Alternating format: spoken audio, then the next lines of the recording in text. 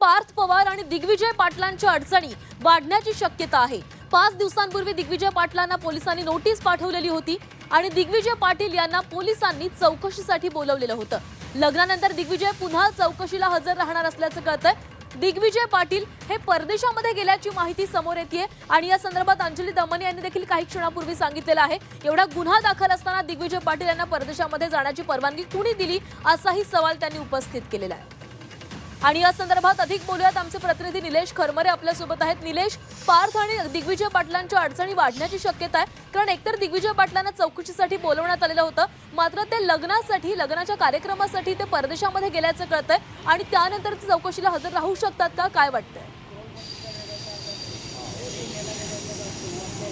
खरं तर या ठिकाणी पण आता पुणे पोलिसांचा पुन्हा एकदा गोपनीय भाग म्हणजे या प्रकरणामध्ये कुणालाही सुगावा न लागता दिग्विजय पाटील आहे यांचा जबाब या ठिकाणी नोंदवण्यात आलेला आहे। कुणालाही खबर न कळवता त्यांचा गोपनीय पद्धतीने या ठिकाणी त्यांचा जबाब घेतलेला आहे। 2 तारखेला दिग्विजय पाटील जे आहेत ते पुणे पोलिसांसमोर आले होते आणि त्या ठिकाणी त्यांचा 1.5 तास हा जबाब नोंदवण्यात आला आणि त्या जबाबामध्ये स्पष्टपणे दिग्विजय पाटील यांनी सांगितलं आहे की माझे भाऊ जे आहेत जय पवार यांच्या लग्नासाठी परदेशात जायचं आहे, तर मला थोड्या दिवसाची अवधी द्या, मी परदेशातून आल्यानंतर पुन्हा पोलीस चौकशीला सामोरं जाईल असं स्पष्टपणे त्यांनी जबाबात नोंद केलेलं आहे। खरं तर गेल्या अनेक दिवसांपासून पोलीस जे आहेत ते सातत्याने दिग्विजय पाटील यांना चौकशीसाठी बोलवत होते। खरं तर मीडियाचे भागीदार असलेले दिग्विजय पाटील यांना नोटीससुद्धा बजावण्यात आली होती, मात्र ते हजर राहिले नव्हते। मात्र या प्रकरणामध्ये जेव्हा पुणे पोलिसांनी दुसरी नोटीस बजावली त्यानंतर दिग्विजय पाटील जे आहेत ते पुणे पोलिसांसमोर आले। 2 तारखेला संध्याकाळच्या सुमारास या ठिकाणी ते आले होते आणि त्या ठिकाणी त्यांनी जबाब नोंदवलेला आहे। जवळपास 1.5 तास त्यांनी चौकशी अधिकारी आहेत ते त्यांच्याशी बोलत होते आणि त्यांनी सविस्तरपणे या ठिकाणी त्यांना जबाब नोंदवलेला आहे। खरं तर या प्रकरणामध्ये जो मीडिया कंपनीवर गुन्हा दाखल झालेला आहे त्यातले ते पार्टनर आहेत, त्यामुळे आता कुठेतरी आता दुसरे पार्टनर असलेले पार्थ पवार जे आहेत ते आता या ठिकाणी अडचणीत आल्याचं असं या ठिकाणी म्हणता येईल। मात्र या सगळ्या प्रकरणामध्ये जे आहेत ते पुणे पोलीस कुठेतरी लपवा छपवीचा प्रकार करत असलेलं पाहायला मिळत आहे। काही महत्त्वाच्या गोष्टी ज्या आहेत ते सातत्याने लपवताना या ठिकाणी पाहायला मिळत आहे। खरं तर या प्रकरणातही शीतल तेजवानीनंतर दिग्विजय पाटील यांची चौकशी होणं अपेक्षित होतं, तसा त्यांचा जबाबसुद्धा या ठिकाणी झालेला आहे। मात्र दिग्विजय पाटील चौकशीला येऊन गेले हे पुणे पोलिसांनी लपवण्याचा प्रयत्न केलेला या ठिकाणी आपल्याला पाहायला मिळतोय। 2 तारखेला दिग्विजय पाटील यांचा या ठिकाणी जबाब घेतलेला आहे। आता ती माहिती आहे ती सूत्रांमार्फत या ठिकाणी समोर आलेली आपल्याला पाहायला मिळत आहे आणि त्या जबाबामध्ये दिग्विजय पाटील यांनी स्पष्टपणे सांगितलेलं आहे की मला माझा भाऊ जो आहे जय पवार यांच्या लग्नासाठी परदेशात जायचं आहे, त्यासाठी मला अवधी द्या, परदेशात मी आल्यानंतर म्हणजे लग्न उरकल्यानंतर मी आल्यानंतर संपूर्ण चौकशीला सामोरं जाईल आणि ज्या गोष्टी कायदेशीर आहेत त्या कायदेशीर गोष्टीला मी सामोरं जाईल, पोलिसांना चौकशीमध्ये सहकार्य करेल असं त्यांनी स्टेटमेंट दिलेलं आहे। लेखी जबाब या ठिकाणी त्यांनी दिलेला आहे। त्या जबाबात त्यांनी स्पष्टपणे सांगितलेलं आहे की मला जय पवार यांच्या लग्नासाठी परदेशात जायचं आहे, परदेशात आल्यानंतर मी सगळ्या गोष्टीला सामोरं जाईल। मात्र आज जी सुनावणी जी आहे निबंधक कार्यालय जी मुद्रांकन शुल्कांची जी सुनावणी ठेवण्यात आलेली आहे त्या कारवाईला पण ते आता उपस्थित राहणार नाही, वकिलांमार्फत ते आपलं म्हणणं मांडणार आहेत। त्यामुळे या प्रकरणामध्ये कुठं ना कुठं तरी पवार कंपनी जी आहे किंवा दिग्विजय पाटील जे आहे ते कुठेतरी वेळ काढत आहेत आणि पोलिसांवर प्रेशर कुठेतरी दबाव निर्माण करून या प्रकरणाला कुणालाही न कळण्याचा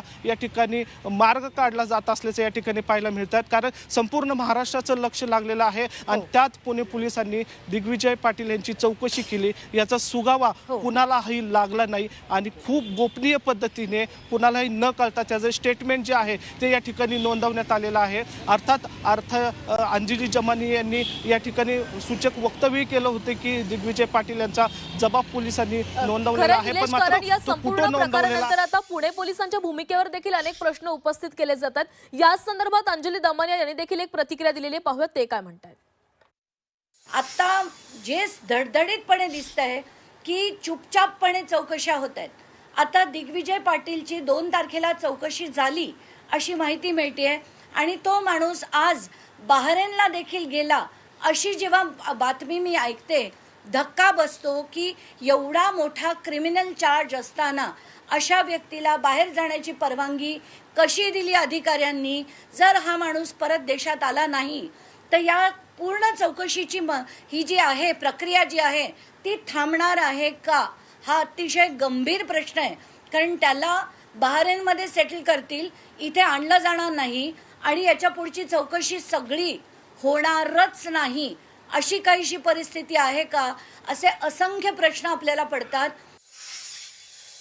आता निलेश खरमरे यांच्याकडे जाऊयात. निलेश, अंजली दमन यांनी काय प्रतिक्रिया दिली तुम्ही ऐकलेली असेल. त्यांचं थेट म्हणणं आहे, एवढा मोठा गुन्हा दाखल असताना दिग्विजय पाटलांना ज्यांनी कोणी परवानगी दिलेली असेल त्या अधिकाऱ्यांवर कारवाई व्हावी अशी त्यांच्याकडून मागणी केली जाते.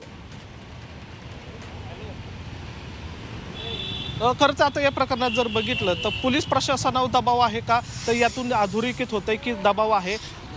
पवार कंपनीचं यात नाव येत असल्यामुळे कुठंतरी आता पोलीस यंत्रणा सुद्धा आहे ते चुपचाप म्हणजे गोपनीय पद्धतीने कुणाला न कळता या ठिकाणी तपास सुरू आहे का, तो हो याचं उत्तर हो असं म्हणावं लागेल. कारण ज्या प्रकारे दिग्विजय पाटील यांचे चुपचापपणे चौकशी केली, त्यांना चुपचाप पद्धतीने कुणालाही न कळता बोलावण्यात आलं, त्याच्यावरच कळते की या ठिकाणी आता पोलिसांवर दबाव आहे का, तो हो आहे. पोलीस कुठेतरी आता या प्रकरणाला बाहेर वाच्यता होऊ नये म्हणून खूप शांततेत किंवा न कळता या प्रकरणाची चौकशी करत असल्याचं या ठिकाणी पाहायला मिळतं. त्यामुळे आता पोलिसांच्या चौकशीवर आता प्रश्नचिन्ह उपस्थित होत आहे. सातत्याने पुणे पोलिसांकडून या प्रकरणामध्ये जे दोषी आहेत किंवा ज्यांचे गुन्हे दाखल झालेले आहेत त्यांना VIP ट्रीटमेंट किंवा अशा चुपचाप पद्धतीने सर्व्हिस का दिली जाते, आता सर्वसामान्य आता प्रश्न विचारू लागला आहे. पहिल्याच दिवशी आपण बघितलं तर शीतल तेजवानी यांना पोलिसांनी गाडी सोडण्यात आली. तर आता दुसरीकडे आता जर बघितलं या मीडिया कंपनीचे जे दुसरे भागीदार जे आहेत दिग्विजय पाटील यांना का